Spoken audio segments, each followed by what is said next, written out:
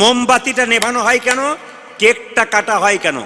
এতজন শিক্ষিত ব্যক্তি এখানে বসে আছেন, হাত তুলে বলুন আপনার পায়ে আপনি গিয়ে হাত তুলে আমি হাত দেবো এখনই গিয়ে, মাথাটা ঠুকবো 10 বার। হাত তুলুন দেখি কার ক্ষমতা আছে,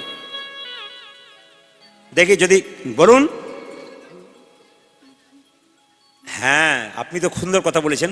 আমি যুক্তি চাইছি যে মোমবাতিটা আপনাদের বাচ্চাদের জন্মদিনের সময় নেভান আর কেকটা কাটান। এত শিক্ষিত মানুষ এখানে বসে আছেন, হাত তুলে বলুন যদি সঠিক উত্তর দিতে পারেন আপনার পায়ে গিয়ে আমি উপর হয়ে পড়ব।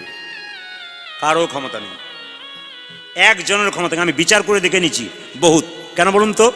কিছু মনে করবেন না যারা শিক্ষিত ব্যক্তি আছেন।